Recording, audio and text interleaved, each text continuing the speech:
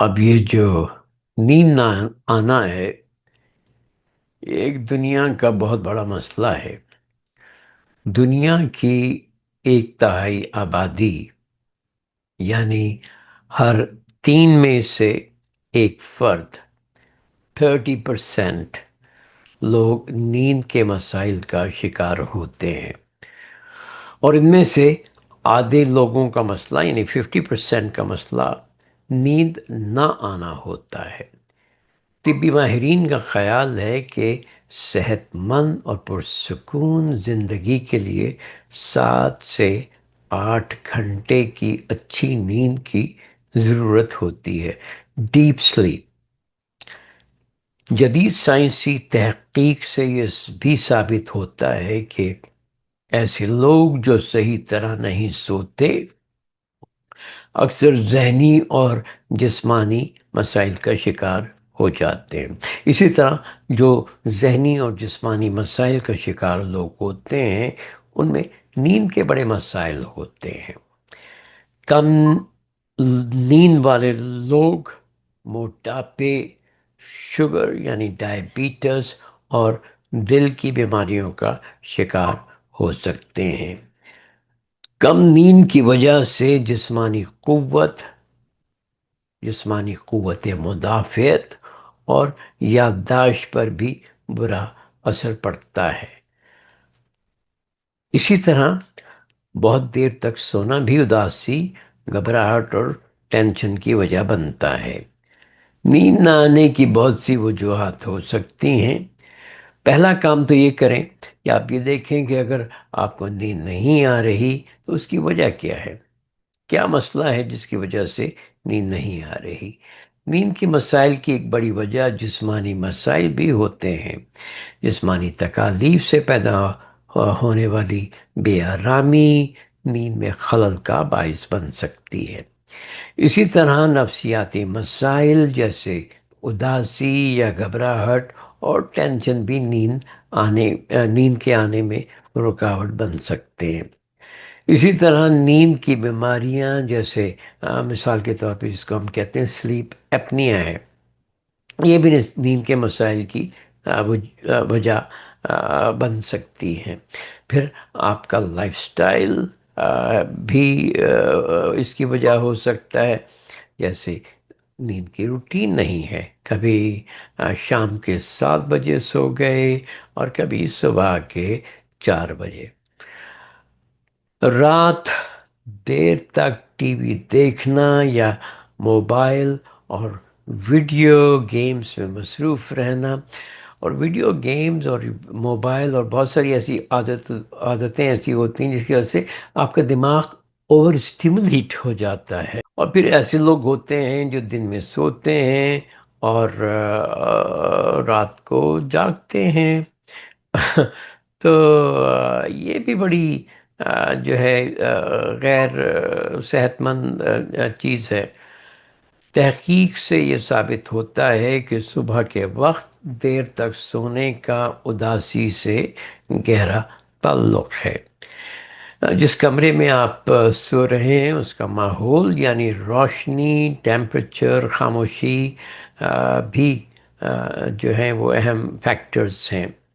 پھر کام کاج سے متعلقہ چیزیں ہیں، جیسے لوگ شفٹ ورکرز ہوتے ہیں کہ ایک ہفتہ رات کی ڈیوٹی لگ گئی اور ایک ہفتہ دن کی، یا آلٹرنیٹ، جس طرح مجھے یاد ہے کہ جب میں جونیئر ڈاکٹر ہوتا تھا تو ہفتے میں 2-3 جو تھی میری آن کال ہوتی تھی رات کو، تو ایک رات کو میں سو جاتا تھا صحیح طرح، دوسری رات کو جو تھا وہ میں آن کال ہوتا تھا ہاسپٹل میں۔ اور جو سب سے بڑی وجہ ہوتی ہے نیند نہ آنے کی وہ ہے جیسے کہ آپ چائے یا کافی اور سگریٹ یا اسٹیمولنٹ ادویات جیسے ایمفیٹامین یا کریک کوکین اور اس طرح کی چیزیں جو ہیں۔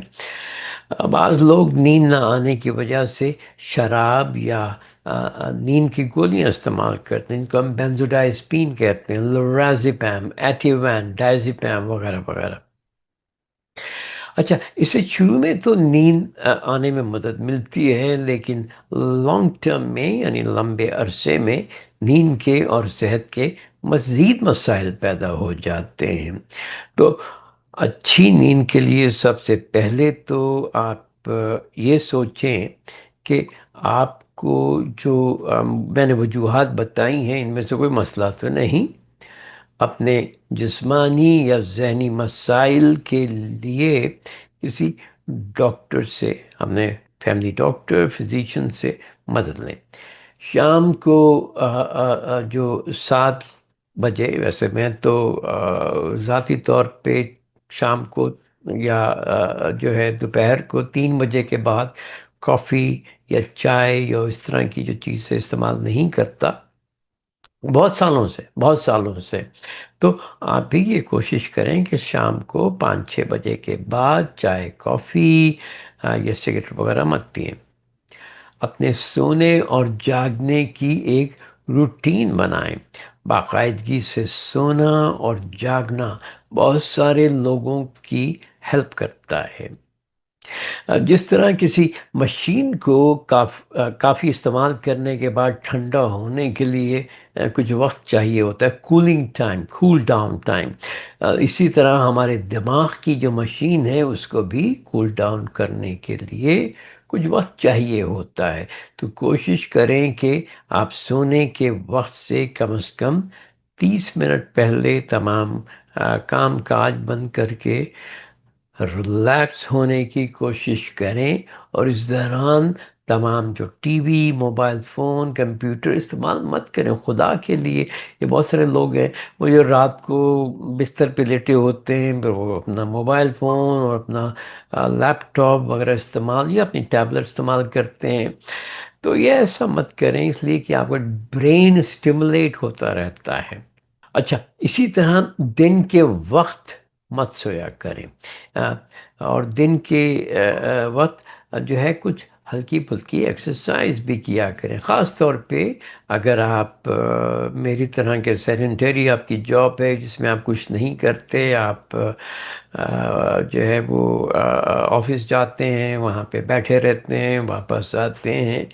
اسی طرح جو کمرے میں جس میں آپ سوچتے ہیں، کوشش کریں کہ اس کا جو بیڈ ہے کمفرٹیبل ہے، روشنی مناسب ہے۔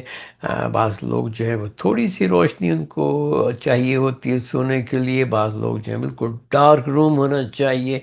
درجہ حرارت جو ہے اس کے بارے میں بھی سوچا کریں، ٹیمپریچر زیادہ ہے یا کم ہے، اور پھر خاموشی جو ہے۔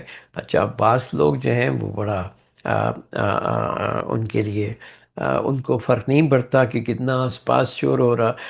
میں جب میڈیکل اسکول میں تھا، کنگ ایڈورڈ میڈیکل کالج میں، اب یونیورسٹی بن چکا ہے، تو وہاں پہ بڑا شور شرابہ ہوتا تھا۔ پھر میں اور بہت سارے جو لوگ تھے وہ کچھ عرصے کے بعد اس بات کے عادی ہو گئے، یا پھر وہ آس پاس کتنا بھی جو تھا وہ دھماکے بھی ہو رہے تھے تو ہم سو جاتے تھے یا ہم اپنا کام کرتے رہتے تھے۔ تو اپنی کنسنٹریشن کی جو ایکسرسائزز ہیں وہ بھی آپ کی مدد کر سکتی ہیں۔ اچھا، ایک اور جو چیز ہے وہ جو آپ کی مدد کر سکتی ہے اس کو ہم کہتے ہیں وائٹ نوائز مشین، یعنی وائٹ سفید، نوائز شور مشین۔ یہ ویسی مشینیں ہوتی ہیں، چھوٹا سا وہ پنکھا ہوتا ہے کسی مشین کے اندر، وہ لگا دیتے ہیں۔ ہاں، اس سے بھی یہ بھی ہوا کہ اگر آپ کو نیند نہیں آتی تو بہت سارے لوگ جو ہیں آپ ان کو اپنا جو پنکھا ہے وہ استعمال، بہت سارے لوگ ہیں ان کو میں کہتا ہوں کہ اگر آپ کو جو ہے آس پاس شور ہے تو اپنے کمرے میں پنکھا چلا کے سویا کریں، اس لیے وہ پنکھے کی جو ایک سموتھ سی جو نوائز ہوتی ہے اس کی وجہ سے بھی آپ کو باہر کا شور جو ہے پھر وہ نہیں آتا، اور اس کی وجہ سے بہت سے لوگ جو ہیں آرام سے سو سکتے ہیں۔ اچھا، رات دیر سے مت کھانا کھائے، اس لیے کہ اس کی وجہ سے آپ کو جو ہے آپ کا جو کمفرٹیبل نہیں ہوں گے، ٹھیک ہے؟ تو اگر آپ 11 بجے سوتے ہیں تو کم از کم 5-6 گھنٹے پہلے کھانا کھایا کریں۔ تو اچھا، نیند کے لیے سانس کی مشق، باڈی اسکین یا سوچ پر دھیان کی مشق کا آپ انتظار بھی کریں۔ میں اب اگلے کچھ دنوں میں سوچ رہا ہوں کہ ایک ایکسرسائز جو ہے میں شیئر کروں، لیکن مجھے بتائیں کہ اگر آپ کو ضرورت ہے، اگر آپ کو لگتا ہے تو تو بہرحال امید ہے کہ یہ آپ جو میں نے ٹپس آپ کو دیے ہیں آپ اس کو استعمال کریں گے تاکہ آپ کی نیند بہتر ہو سکے۔